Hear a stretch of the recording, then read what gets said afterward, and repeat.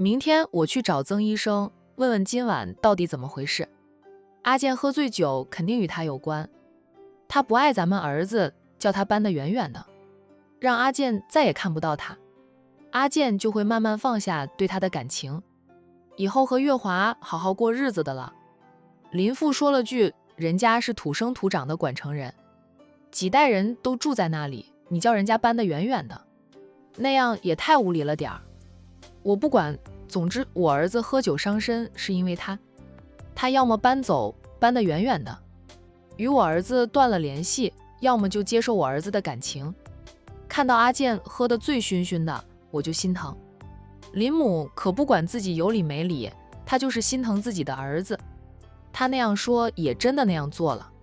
天一亮，她就去了医院找曾小雅。曾小雅上班呢，她也不管那么多病人在等着看病，直接走进曾小雅的诊所，就拍着桌子质问曾小雅：曾小雅，我问你昨晚跟我儿子说了什么？你又做了什么？害得我儿子跑去酒吧喝了个大醉，走路都走不了。他不是第一次因为你喝个大醉了。我知道曾医生你攀上了高枝，看不起我儿子了。你看不起他，就离他远一点，赶紧搬家，搬得越远越好，最好一辈子都不让我儿子看到你。看病的病人都被林母这副气势汹汹的质问吓了一跳，曾小雅更是无语至极。她对林母说道：阿姨，我昨晚并没有和林学长说过什么，更没有做过什么。林学长是去了我家，但他并不是去找我的。他喝醉了跟我有什么关系？我又没有叫他去喝酒。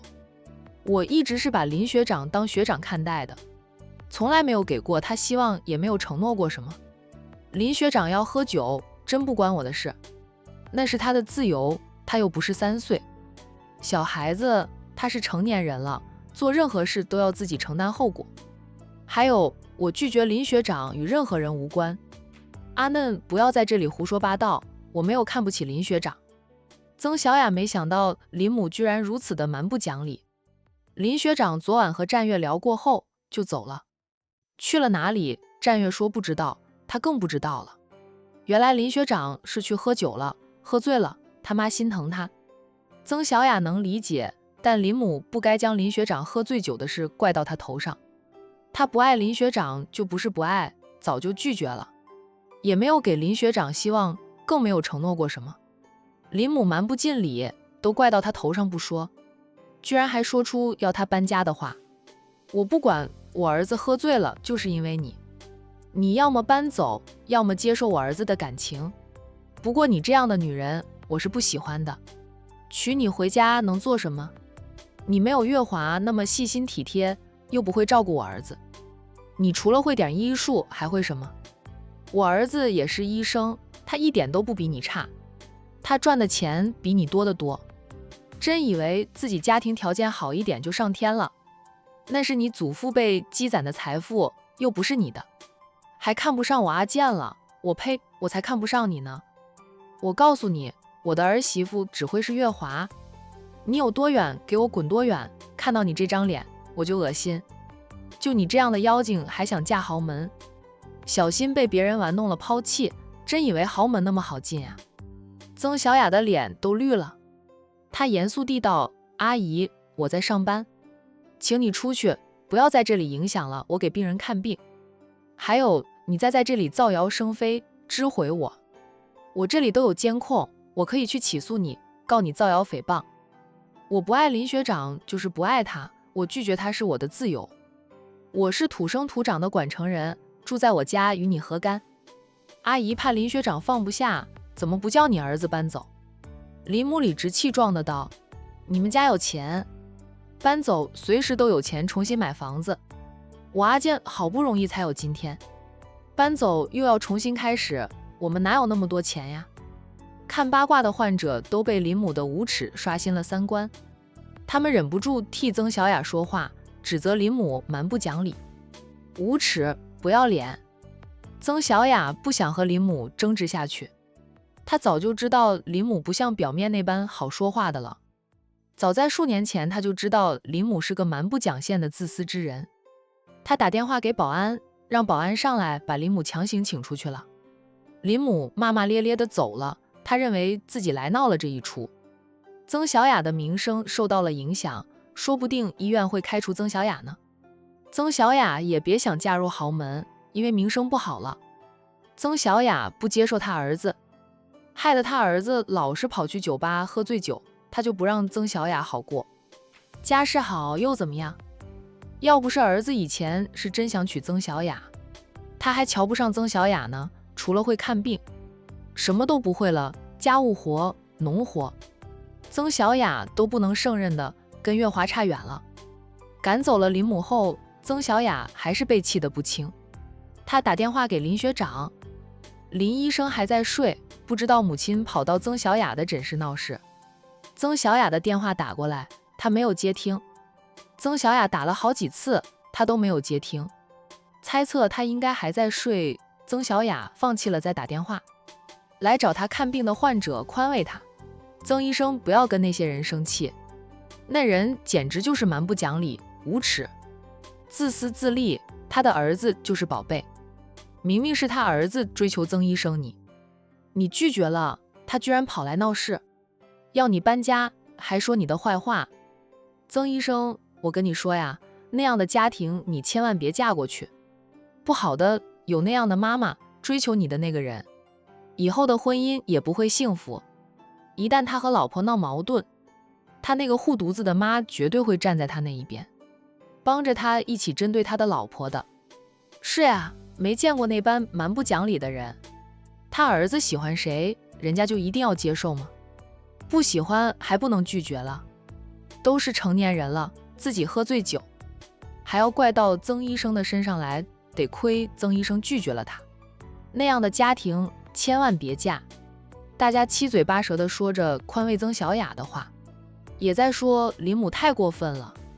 曾小雅的愤怒慢慢平复，她说道：我早就拒绝了，在他第一次向我表白时，我就拒绝的彻底，拒绝到底。有那样的妈，追求你的那个男人也好不到哪里去的。现在没有结婚，看他可能还觉得他很好，一旦结了婚，什么缺点都暴露出来，才能看清他真正是什么样的人。曾医生一定不要心软，不要因人家一点痛苦就心软。曾小雅笑了一下，那不会，他早不是以消那个曾小雅了，受过了情伤，他对待感情很小心，轻易不会接受，也更看重人品及对方的原生家庭。让曾小雅想不到的是，林母不仅来医院找她的麻烦，指责辱骂她，还跑去战氏集团说要见一见战月。战月并不在战氏集团办公，他负责的是分公司的事。他在公司门口吵闹，坚持要见一见战月，说有些话要和战月说，免得战月被人骗了云云。战氏集团的保安很无奈地对林母说道：这位阿姨，你别在这里闹了，巴少真不在这里办公，他偶尔才会回总部一趟，况且今天是周日，公司都放假了，除了我们安保部门上班，其他人都不上班的。林母愣了一下，对哦，今天是周日，人家不上班。他忘了曾小雅上班，那是他当医生的，医生的休假和企业职员不一样。昨天周六，曾小雅休假，今天周日，曾小雅就要回医院上班了。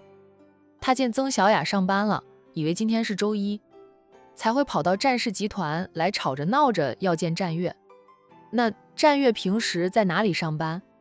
他不是战家的八少爷吗？战氏集团不是战家的公司吗？林母打听到的就是这些，这是管城人都知道的，战氏集团是战家的公司。战氏集团那么大，旗下子公司多了去，八少爷负责的是几家分公司，平时也没有固定在哪家公司，他的行程我们还真的不知道。阿姨，我们只是看门的，不清楚那些事。你不用问了，问了我们也不知道的。保安就算知道也不会告诉林母。这个女人一看就是不讲理的，未经过八少的同意，他们也不敢将八少日常工作的公司地址告诉对方呀。林母不情不愿地走了，她一走，保安就赶紧将这件事上报他们的保安队长，保安队长又将这件事告诉了战印的秘书，秘书再联系战月，将这件事告诉了战月。战月让保安将公司门口监控拍到的那位阿姨相片发给他看，看到是林母，战月直皱眉头。林母跑去找他，大概率是要在他面前说小雅的坏话吧。战月看了一下时间，小雅快下班了，他便打电话给曾小雅，等他接听电话后，他说道：小雅，中午请你吃饭方便吗？无端端的怎么请我吃饭？曾小雅笑道：我家阿姨都做好了我的饭，我不回去吃饭会挨她说。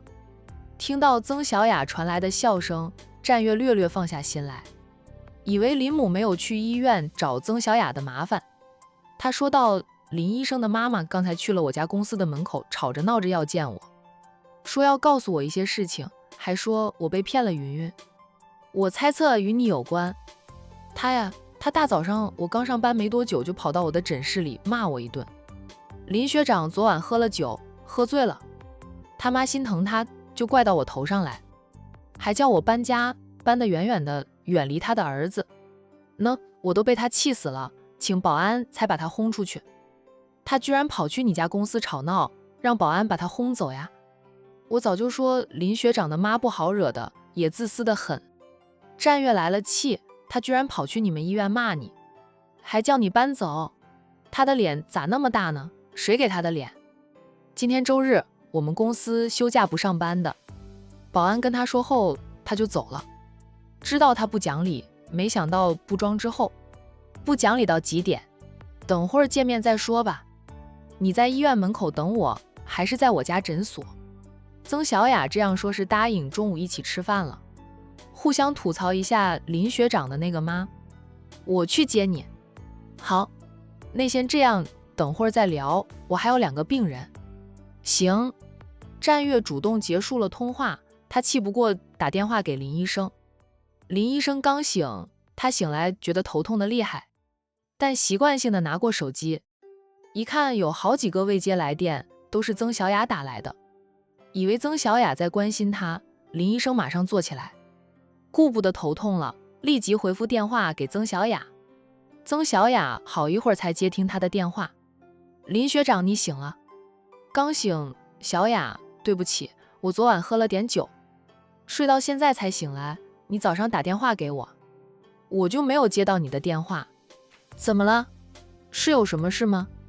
曾小雅深吸几口气说道：林学长，我早就说了，我们不适合你连去眼前人吧，不要再追求我不放了，你也别老是去喝酒，酒喝多了伤身，你妈心疼你，怪我害得你喝醉酒伤了身体，大清早跑到我诊室来，当着那么多人的面拍我桌子骂我，还叫我搬家搬得远远的，最好一辈子都见不到你，叫我要么搬家远离你，要么就接受你的感情。林学长，麻烦你跟你爸妈好好的说清楚，我们不适合就是不适合，还有我们的事与战月无关，不要将他扯进来，我不爱你就是不爱，并非是因为战月就拒绝你。林医生愣住，好一会儿他才完全消化掉曾小雅话里的意思。我妈跑去你医院找你的麻烦，我妈怎么能这样？我喝酒是我的事，与你有什么关系？小雅，对不起，我先代替我妈向你道歉，她说什么你都别放在心上。林医生赶紧向曾小雅道歉，他也没想到母亲居然跑去指责曾小雅。林学长，你好好和你家里人解释清楚吧，今天这样的事我不想有第二次，你和何小姐的事你也要处理好，不要让你妈又怪到我的头上来，我们真没有关系，也请你以后不要再来找我了，我们不可能的。他不爱林医生就是不爱，不管他做的再多，他都不爱。林医生的头更痛了，他脸上也火辣辣的，为母亲做出那般无理的事而羞愧。